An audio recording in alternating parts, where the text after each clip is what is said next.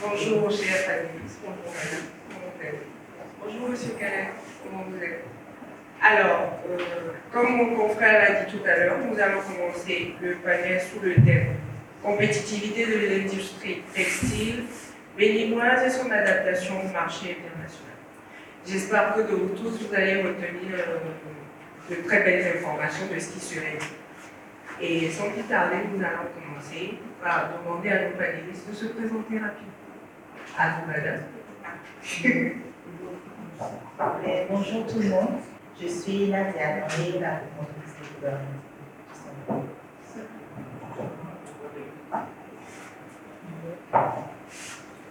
Bonjour à tous, moi c'est Caleb Benou et je suis le promoteur de Safari System. Merci. Alors, pour la première question, c'est que pensez-vous de l'initiative du mois de la mode? Merci. Le mois de la mode au Bénin, c'est le mois de juillet. Et comme il a dit tout à l'heure, c'est depuis 2018 que la décision de faire du mois de juillet, le mois de la mode a été prise par le gouvernement de notre pays. Et le ministère en charge de cette activité, c'est le ministère de la Culture, des Arts et du Tourisme. Mais je constate qu'il y a un véritable problème de communication, aussi bien au niveau des acteurs de la mode que des gens qui nous regardent, parce que ce n'est malheureusement pas l'activité du gouvernement. C'est une activité que le gouvernement cadre, mais qui doit être animée par les acteurs de la mode eux-mêmes. Et l'année dernière, juste pour la petite histoire, nous sommes à Bida, on a eu à mener des activités pour lesquelles Mme Daouda a même fait une intervention pour dire qu'une fois que le mois a été institué, c'est à nous les acteurs de le meubler. Et quand on planifie bien ces activités, on a même la possibilité de bénéficier de la couverture médiatique du ministère. Et j'ai eu la chance de participer aux réunions de débrief des 2 dernières éditions, donc c'était 2021 et 2022, et également aux réunions de la préparation de l'édition 2023. Et ce que le gouvernement fait, pour une cérémonie de lancement, ils font une expo, quelques ateliers et une soirée de culture. Mais après, tout ce qui va meubler le quotidien de ce mois est laissé dans nos mains. Et cette initiative, elle est juste louable. Si j'avais su bien avant que c'était dans le cadre du mois de la mode, je vous aurais peut-être suggéré de déplacer la date pour qu'on ait tout l'appui du ministère, parce qu'ils sont eux aussi à la recherche de ce genre d'initiative. Dans notre ministère, on n'a pas d'acteur de la mode, on n'a pas de styliste, on n'a pas de designer de style, on n'a pas de mannequin. C'est les fonctionnaires qui, malheureusement, quand on leur laisse le dossier, ils organisent ce qu'ils peuvent avec la connaissance qu'ils ont du secteur. Mais de façon générale, cette initiative, elle est, j'ai envie de dire, propre au Bénin. Dans les autres pays de la sous-région, il n'y a pas un mois qui a été dédié pour mettre en avant les acteurs de la mode. Et pour moi, ce que j'ai vu en étant dedans et en dehors, c'est qu'il reste encore des choses à faire pour construire le concept du mois de la mode. Et je les embêtais beaucoup en réunion parce que je leur disais, comme toute activité, cette activité doit avoir des termes de référence. L'activité appartient à qui? Parce que fois qu'on est ensemble, il y a des acteurs qui se tiraillent la paternité, c'est nous, c'est moi que, c'est nous qui. Et nous, on est là, on les regarde, on assiste à la bagarre. Impuissant. Donc moi, j'ai demandé, il faut qu'on ait des termes de référence du mois de la mode. Qui est propriétaire du mois de la mode? Le bouton play pour démarrer le mois de la mode, là, il est assis où? Où est-ce qu'on appuie pour avoir l'impression que là, le mois a démarré? Tout ça reste un peu.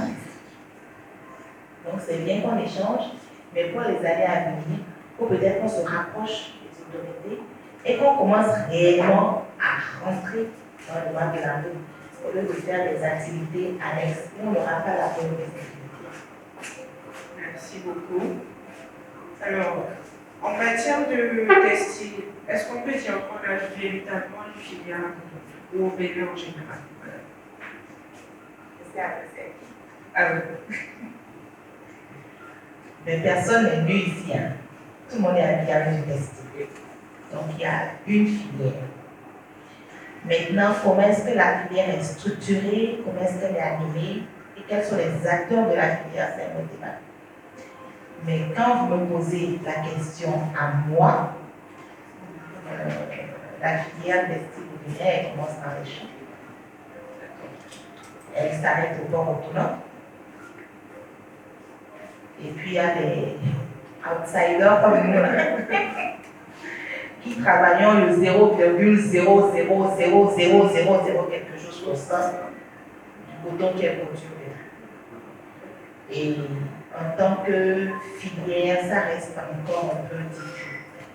On ne peut pas aujourd'hui dire qu'on a une filière qui est tracée, structurée, on sait identifier, recenser les acteurs. Non.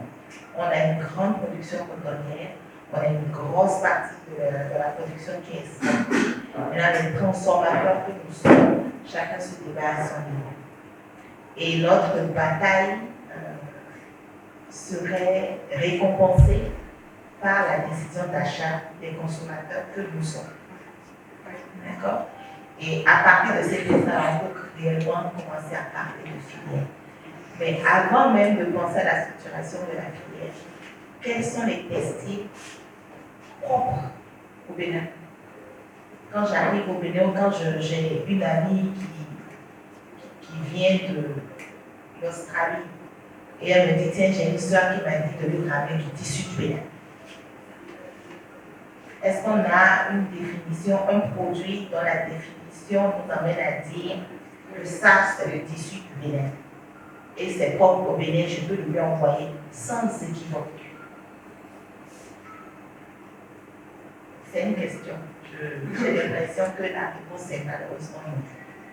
On n'a pas travaillé de façon identitaire à nous approprier un textile dans l'usage, dans le savoir-faire et même dans la communication, la commercialisation. Il y a de petites initiatives qui font tâche d'huile, mais qui ont besoin aujourd'hui d'exposer et d'être encore plus visibles. Monsieur Carrel, quels sont selon vous les challenges que vous rencontrez avec ce secteur sur le pied des sacs? Par exemple, prenons Safari. Est-ce que les challenges que vous rencontrez à vraiment extérioriser ça, à montrer ça au monde et à faire commercialiser ça? Alors déjà, ce qu'il faut reconnaître, c'est que dans toute initiative, il y a des challenges. Les challenges sont inévitables. Avec Safari Textile, nous avons commencé par faire quelque chose. Nous voyons les fruits, nous voyons les résultats, nous voyons les effets. Et nous sommes assez patients. Et nous sommes confiants que ça va exploser à un moment donné. Donc, je ne mettrai pas en lumière le challenge. Je ne pointerai pas du doigt un challenge précis. Ce que je dirais, c'est que nous allons à notre rythme et nous évoluons progressivement avec tous les challenges qu'il faut, mais pas un challenge précis. En tant que tel. Merci. Sur le marché international, que pensez-vous par rapport à ce que vous avez dit tout à l'heure, que si on devrait dire que nous avons un textile en tant que tel au Bénin, on dirait c'est pas sûr. Est-ce que vous pensez que si tout de suite on décide d'avoir quand même quelque chose propre à part peut-être le confort que nous faisons plus approprié, si on décide d'avoir quelque chose propre à nous, est-ce qu'il y aurait une facilité pour nous de pouvoir mieux extérioriser ça? Parce qu'on sait que par exemple quand on va en Turquie, on a de la guipure, ailleurs on a d'autres textiles qui vous viennent de la soie et autres. Mais est-ce que selon vous, si on décide d'extérioriser un tissu, on décide de dire oui, ça c'est pays noir, est-ce qu'on aura une certaine partie qui nous reviendrait? Merci. Et l'exemple que vous venez de donner est très parlant. La première chose, Annette a cité les challenges, mais le vrai challenge que nous avons, c'est l'information et la formation des consommateurs. Parce que si le consommateur, on aura beau faire des produits identiques, si le consommateur n'est pas formé et qu'il n'a pas conscience de l'authenticité du produit qu'il a devant lui, on aura fait un travail bien. Et j'ai dit tout à l'heure, on est gros producteur de coton. Il y a un tissu qui est au Bénin, qui s'appelle les crus. Peut-être quand je regarde la salle, il y a peut-être des gens qui n'ont pas connu les crus dans leur enfance parce que beaucoup d'usines ont dû fermer entre-temps. Aujourd'hui, on n'a plus qu'une usine, c'est la CBD qui a repris ça. Sinon, la Sonapra, la Sovites, la Citex, tout ça produisait de l'écru et même des éponges, des serviettes de corps, des draps de bain. L'écru existe. Mais nous ne le connaissons pas, nous ne le consommons pas. Nous avons ensuite le tissu qu'on appelait le tissu indigo, qui était un tissu avec un savoir-faire complètement local. Les plantes même qui étaient utilisées, je dis indigo, je ne dis pas teinture en général, parce qu'on connaît les beurres. Très souvent. Voilà, que tout ce qui est teinture est indigo. Non. L'indigo, c'est bleu. C'est exclusivement bleu. On peut avoir différents tons de bleu, mais on restera dans un univers bleu. Et l'indigo du Bénin était fait sur de l'écru, ou est fait sur de l'écru. Aujourd'hui, nous avons repris cette activité, nous l'avons renommée Elouvo. Mais c'est un tissu complètement du terroir. Et ce n'est pas quelque chose de nouveau. On avait également le pain tissé. Mais dans l'information et la formation du consommateur, nous pêchons. Vous avez dit tout à l'heure canvon. Quand on dit canvon, quand c'est le film, cansiavon. J'aurais tellement voulu qu'on appelle ce tissu tomito, mais c'est cansiavon. Parce que malheureusement, si vous regardez le plateau technique, on n'a pas de filature au Bénin. Comment on obtient le camp si on n'a pas de filature? Donc on ne fait pas de canvon. Si la matière première, nous ne la produisons pas, demandons-nous ce que nous pensons. Ça peut être aussi venant de très loin, ou venant des pays comme la Turquie, l'Asie, tout ça. Ça, c'est notre filière. Quand on veut faire la typologie, je pense qu'en termes de pourcentage, on aurait un gros 80% de friperie, peut-être. Un gros 15% d'Asie. Et peut-être un petit pourcentage de local sous régional, 0, quelque chose de local. Mais au niveau du marché international, sur la base des produits qui préservent l'environnement, sur la base des produits qui sont faits avec de l'éthique, de la morale, de la valeur, le champ est ouvert. Il n'y a plus qu'à y aller. Le champ est ouvert. Parce que quand on se souvient du scandale, c'était en quelle année d'ailleurs? Le scandale qui a eu en Inde, avec le meuble qui s'est écroulé, avec plein de grandes marques qui faisaient travailler des gens à $2 le mois. Il y a un scandale, les grandes marques c'était le Plaza. Et l'immeuble s'est écroulé, défaut d'assurance, défaut de stabilité de la structure du bâtiment. Et on a retrouvé beaucoup de marques qui faisaient fabriquer leurs vêtements dans ces usines-là.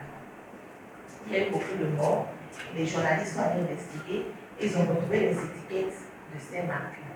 Mais ces marques ont souffert, certains ont fermé leurs portes. Mais quand on arrive chez nous, on se dit que c'est des productions, j'ai envie de dire fair trade. C'est des productions où l'environnement a été préservé. C'est des productions où la valeur humaine, le capital a été préservé. Il y a une place à se faire. Et c'est bien qu'on ait nos initiatives individuelles, mais je pense que pour aller sur le marché international, ce n'est plus de l'individuel qu'il faut. C'est une démarche, c'est une armée. C'est une armée qui doit débarquer et poser ses valises et dire nous sommes là, vous êtes obligés de tenir compte de notre business. On le fait déjà dans le domaine pour plein d'autres secteurs, mais le textile, je trouve, est encore un peu à la traîne. Donc, pour me montrer le marché international est là, les demandeurs des produits que nous pouvons faire, il faudrait qu'ils soient organisés pour y aller.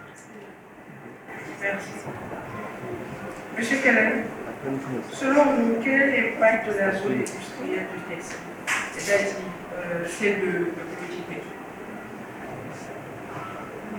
Quel est l'impact? Oui. Oui. J'ai envie d'applaudir pour Kaléda qui commence à parler.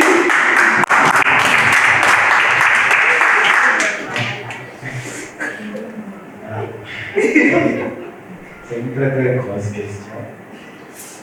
Moi je pense que la zone industrielle de l'OJB en fait a son rôle à jouer quand même sur le plateau technique du textile au Bénin. La zone elle a son rôle à jouer parce que quoi qu'on dise, on a forcément besoin de passer à une grande échelle de production. Et ce qui est intéressant, c'est que déjà, dans un premier temps, la zone industrielle fait de la formation. Et cette formation, c'est vrai qu'elle a pour objectif de former le personnel qui va travailler là-bas.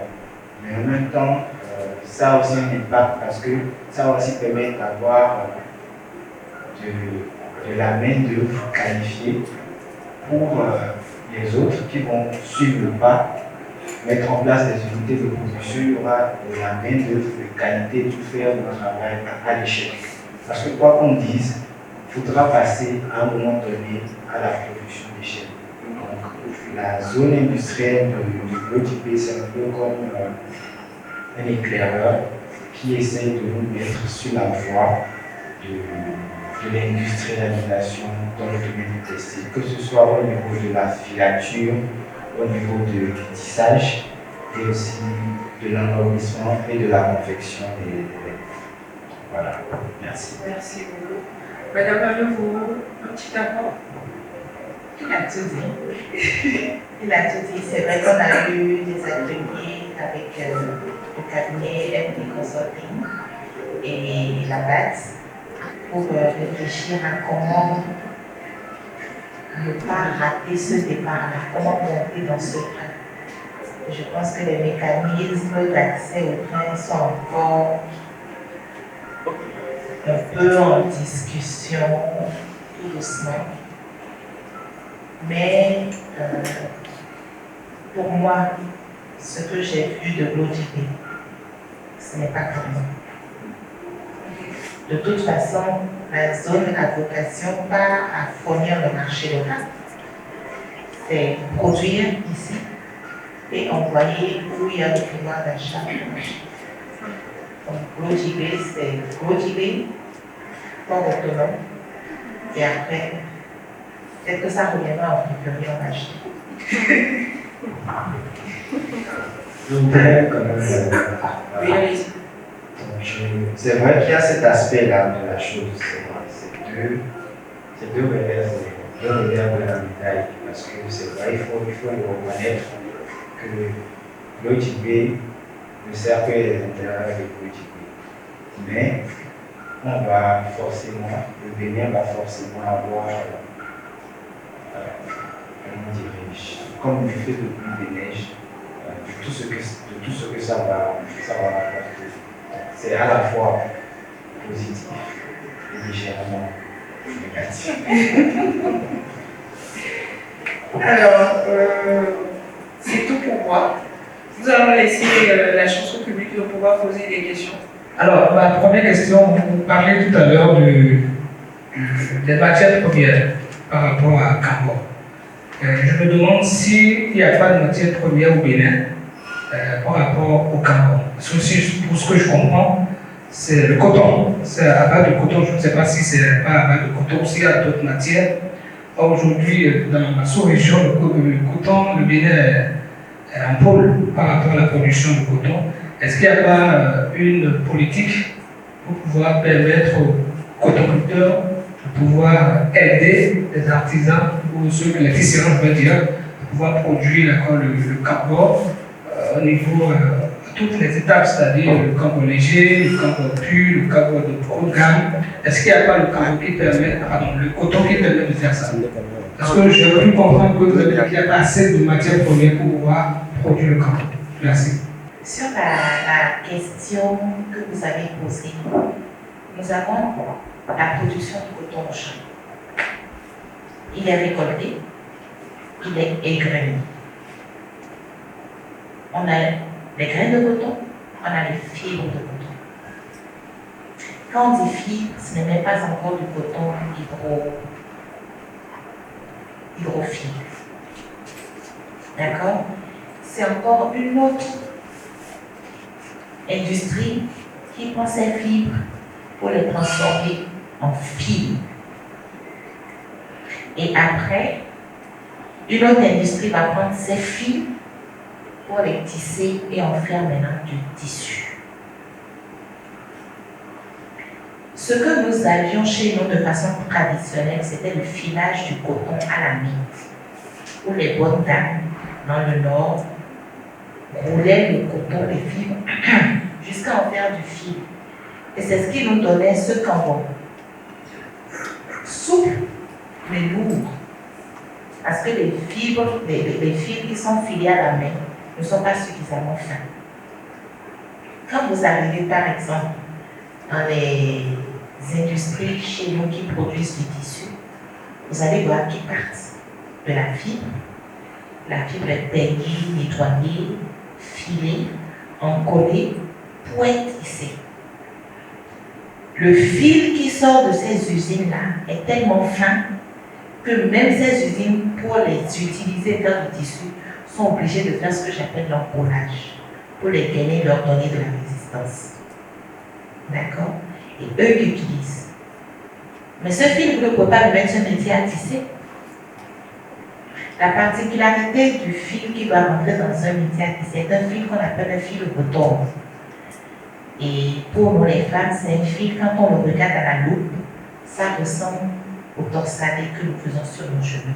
C'est ce qui donne de la résistance et de l'élasticité au fil. Et je n'ai pas dit que nous n'avons pas assez de matière première, je dis que nous n'avons pas de filature. L'usine qui aujourd'hui peut nous donner des bobines de fil, nous donnera des bobines de fil qu'elle produit pour son usage à elle et qui est adapté au produit fini qu'elle veut proposer. Pour prendre ce fil et le ramener sur un métier à tisser, il y a une étape intermédiaire qui n'est pas une petite unité que n'importe quel tisserand peut avoir à son niveau. Donc je pense, je ne veux pas annoncer de chiffres au risque de me tromper, mais à mon échelle, je connais 2 personnes. Une qui fait son fil de d'or, mais c'est après combien d'années de travail. Une autre qui fait venir son fil du Burkina. Maintenant, le reste utilise le fil qu'il trouve au marché. Quand on dit le cambo est lourd, il est lèche, il est ci, il est ça. Prenez du cambo, mettez le feu dessus. Vous savez comment on connaît les matières textiles? C'est par rapport à la réaction. Mettez le feu sur un bout. Vous prenez différents types de cambo, vous mettez le feu, vous allez voir que les réactions ne seront pas les mêmes. Donc il y a de la matière première. Si c'est du fil, il y en a au marché. Mais la matière première produite au Bénin, il y en a un support. C'est un peu ça. Et justement, je vous fais encore un appel de pied. J'ai parlé tout à l'heure du défaut d'information et de formation des consommateurs. Et je pense que si vous êtes un média et qu'on est aussi on est avec un média ici, il faut absolument informer le consommateur. Il faut absolument et régulièrement informer le consommateur. Et que l'information ne soit pas... Je pense qu'aujourd'hui, quand je vais acheter du Ablo, je ne peux pas envoyer un enfant acheter du Ablo, il va me parler du pain, il va dire la vendeuse a dit que c'est ça le Ablo. On est d'accord? On est d'accord ou pas? Quand on dit Ablo, quand j'envoie mon enfant acheter du Ablo, j'ai une idée de ce que je vais recevoir. Mais s'il va acheter du hablo et qu'on lui donne du pain, il y a un problème. Et bien c'est la même chose qu'on a dans le monde textile. Si je veux du made in Bénin, je veux pouvoir en desséquant retrouver du Bénin jusque dans le plus petit morceau. Je ne veux pas du Bénin à la façon. Je ne veux pas qu'on me ramène des palmiers de Madagascar et parce qu'on les aura tissés au Bénin, mais voilà, c'est devenu un produit du Bénin. Je voudrais rebondir sur ce que Madame Madada Nadia a dit. Et je pense que c'est ça en fait l'enjeu principal. Le Bénin, c'est un pays qui produit essentiellement du coton, qui normalement doit faire en sorte que en fait, tout le monde doit pouvoir savoir en fait qu'est-ce que le coton devient, qu'est-ce que le coton peut faire, à quoi le coton peut servir. Le Bénin fait partie des principaux producteurs de coton, mais les gens ne savent pas comment le coton passe de l'étape de coton brut à l'étape de textile. Très peu de gens, très peu de jeunes sont informés du processus du coton au tissu puis au vêtement. Et je pense que c'est vraiment le rôle des médias d'informer les jeunes, d'informer la population sur les produits qu'ils consomment. Et non seulement ça, déjà du point de vue produits qu'on consomme de chez nous, mais également les produits qu'on consomme sur le marché. Parce qu'en fait, comme Madame l'avait dit au début, on consomme en majeure partie des produits de la friperie. Mais on n'a pas vraiment des informations sur ces produits-là qu'on consomme. Ça vient d'où? Qui avait porté ça? Comment ça a été traité? Comment les vêtements sont? Quel impact ces vêtements-là ont sur notre santé ou sur notre personnalité, tout simplement. Donc, il y a vraiment un travail d'éducation, de formation et d'information qui doit être fait dans les deux sens, que ce soit des produits qui sont importés, que ce soit des produits locaux, transformés avec nos matières premières. Nous sommes disponibles à fournir l'information. Donc, rapprochez-vous de nous, nous allons vous dire comment ça se passe pour que vous pouvez le relayer au plus grand public. Merci. Ma question, c'est quoi? En passant bien sûr par le mois de la mode, de votre avis, vous ne trouvez pas que la mode a un côté un peu fermé? Parce que moi, je n'arrive pas à comprendre. Parce que j'imagine, franchement, si moi je n'étais pas une actrice de la mode, je ne vous connaîtrais sûrement pas. Ce qui est dommage. Donc, vous ne trouvez pas qu'il faudrait de plus en plus agir à introduire le grand public, en fait, à faire en sorte que le grand public s'intéresse à ce qui se passe dans la mode, que ce soit voilà, au Burkina, béninoise. Comment susciter l'intérêt du grand public? Parce que moi, je me dis, on est dans un pays, quand on parle de moi, de la mode, je voudrais que quand on parle même au fond de Calavi, que je demande à une dame, ah, vous connaissez la personne qui fait couleur indigo? Qu'elle puisse au moins me dire, oui, le tissu, il est fait comme ci, il est fait comme ça. Au moins, on sait de quoi on parle. 2017-2023, ça fait combien d'années? 6 ans. Et Bazense est fatigué du cocodona. Il a dit, ma chère, je quitte le cocodona. Il me l'a dit en 2021. Pour dire, quand le moment où il a eu une idée, le moment où il a mis en place, ça a fait un boom. Jusqu'à ce que maintenant, il est lui-même fatigué du cocodona. 4 ans. Couleur indigo existe depuis 2007.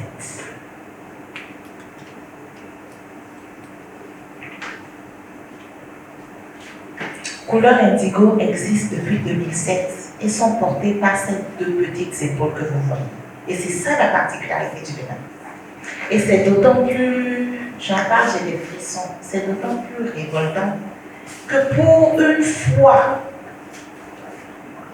fois dans son histoire, le Bénin a décidé de faire d'un de nos tissus, le tissu du mois de la mode. Qu'est-ce que je n'ai pas reçu comme coup? On ne veut pas faire, on ne veut pas promouvoir, et quand les autres le font, on leur fait face.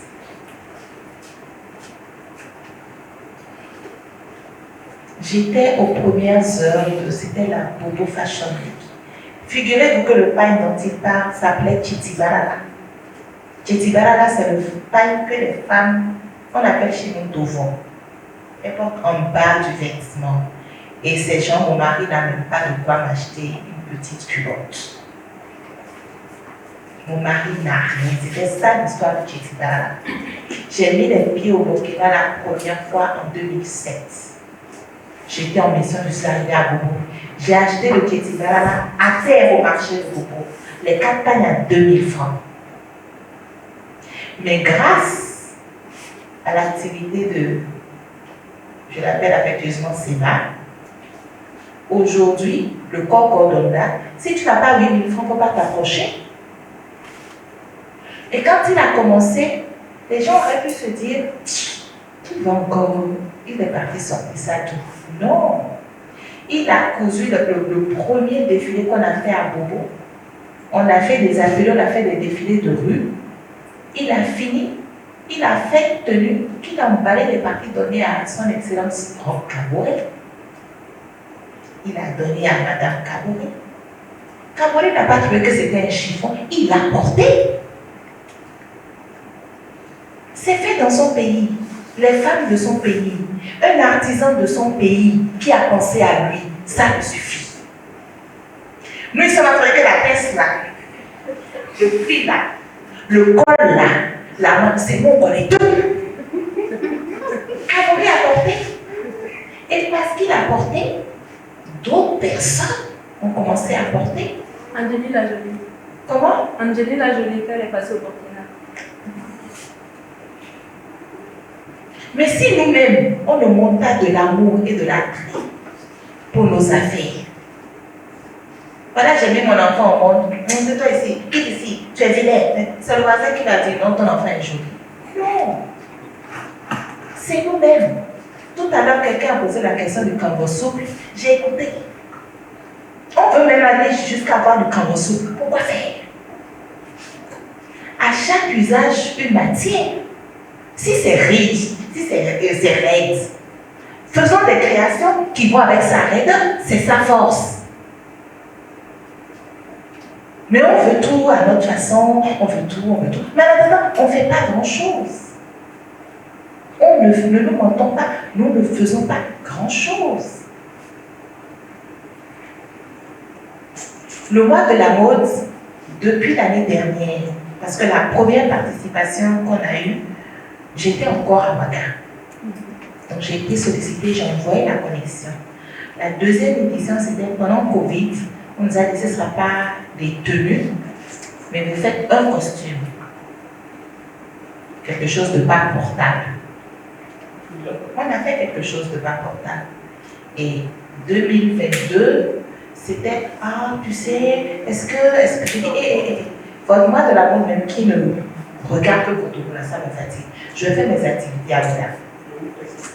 Parce que nous sommes à Cotonou et tout se passe à Cotonou. À la limite, le Bénin, ça n'est à Cotonou. Donc l'année dernière, c'est avec beaucoup de coucou, nous sommes là. Et j'ai fatigué tout le monde. On a fait nos activités à Ouaga. Et cette année, encore sur l'animation, j'ai dit que je ne défie pas les gens candidats. En parlant. Si j'avais l'intérêt pour l'intérieur. Mais non, pour moi, les choses doivent se dire. Cotonou est saturé. Il y a d'autres localités de Cotonou. Il y a d'autres endroits qui sont beaux dans le Bénin. Pourquoi tout arrêter à Cotonou? C'est le fait de tout concentrer à Cotonou qui fait qu'on ne sent pas le mois de la mode ailleurs qu'à Cotonou. Ce n'est pas que c'est fermé. Il faut du tapage médiatique. Hein? Il y avait des affiches, il y avait plein de choses, mais sur Cotonou. Je vais à l'échangeur de cas, le truc, vers chez Yaïboni, le passage aérien.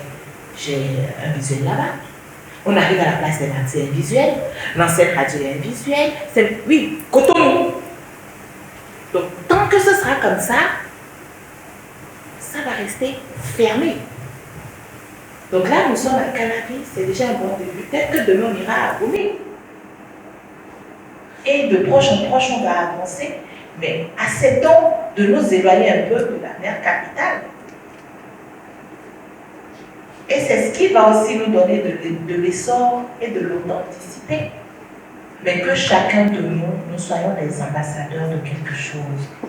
Que nous soyons, si je viens de Ouégo, que j'aille comprendre à Ouégo comment les femmes s'habillent.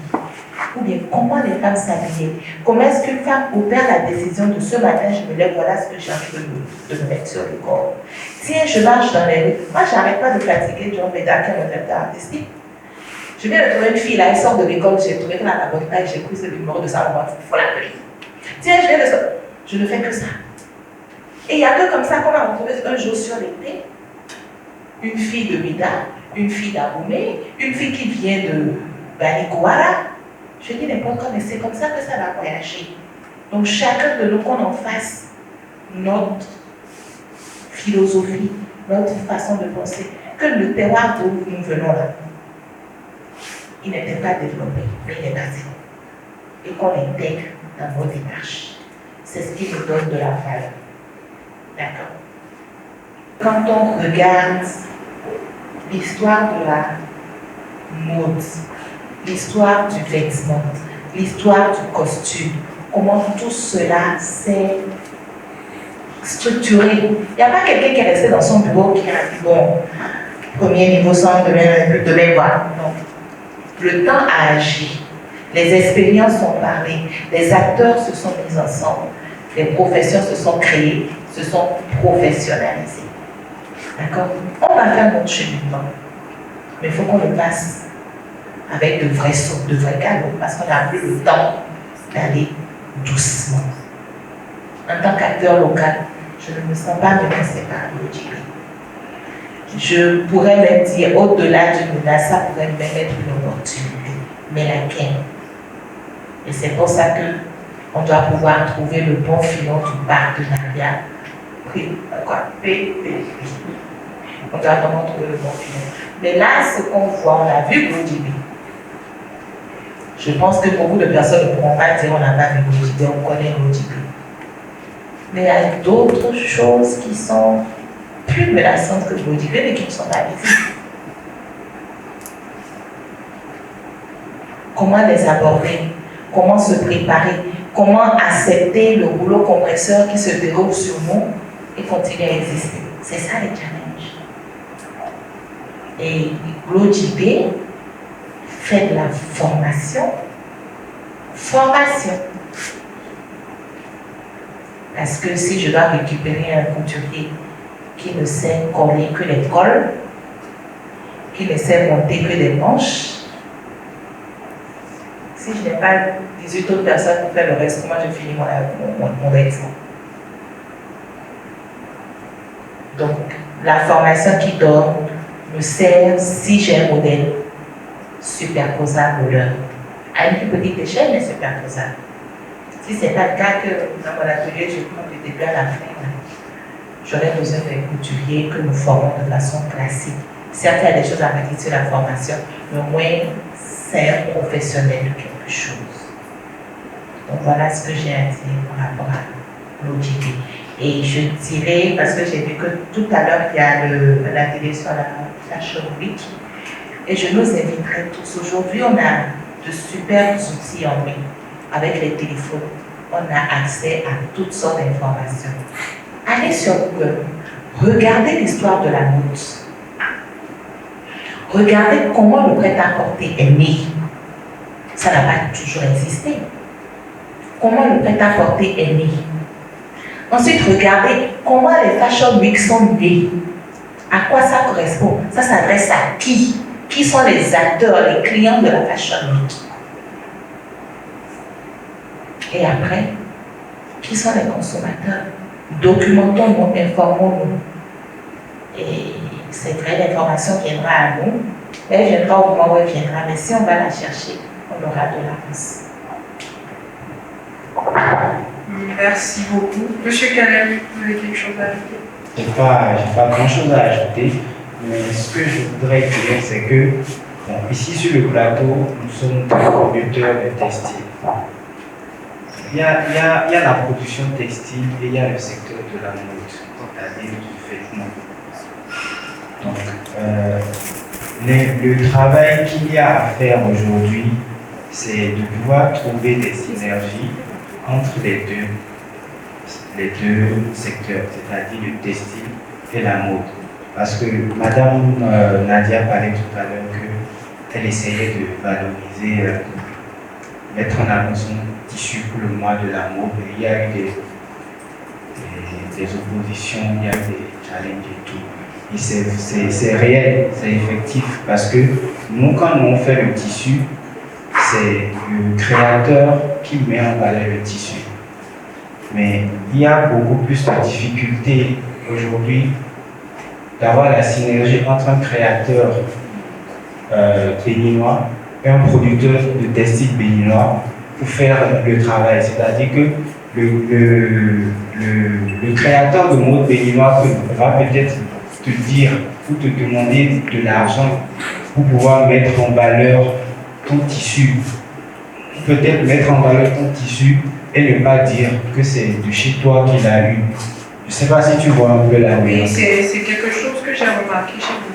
Voilà. On a l'habitude d'utiliser quelque chose de propre à vous, mais ne laissez pas de vous revendre après au public. Voilà, parce qu'il y a comme un conflit d'intérêt. C'est pas parce que c'est moi qui ai fait le tissu que je vais prendre forcément toute la vedette. Je n'en ai même pas besoin de la lumière du vêtement qui a été fait. Moi, mon objectif, je ne suis pas créateur de mode, moi je fais du tissu. Donc mon objectif, c'est de mettre en valeur mon tissu. Mais pour mettre en valeur mon tissu, j'ai besoin d'un créateur de mode. J'ai besoin que le créateur de mode puisse comprendre ma démarche. Parce que le créateur de mode, il ne va pas au marché pour acheter le tissu importé, autre, pour le mettre en valeur. Il n'est pas payé pour ça. Mais pourquoi est-ce qu'il veut forcément une rémunération ou quelque chose en retour pour mettre en valeur un tissu qui a été fait par son frère béninois ou sa soeur béninoise? Voilà, donc il faudrait que chacun puisse comprendre son intérêt, les intérêts qui sont en jeu et ce qui gagne aussi à mettre l'autre en lumière. Parce que je te mets en lumière, tu me mets en lumière et on gagne ensemble. C'est une question de synergie. Donc on doit pouvoir trouver le moyen de travailler ensemble et de ne pas se sentir en concurrence. Chacun a sa zone de force. Moi je suis dans le textile, Madame Nadia aussi est dans le textile, mais je ne la considère pas comme une concurrente. Parce qu'elle a son domaine, j'ai mon domaine, nous sommes complémentaires. Et on fait le travail ensemble. Et lorsque le mindset est calibré comme ça, les choses vont plus vite, les choses vont plus facilement. Donc c'est ce que je voudrais ajouter. Merci. Merci beaucoup, M. Calais. Merci, Mme Nadia. Alors, sous vos ovations, nous allons continuer.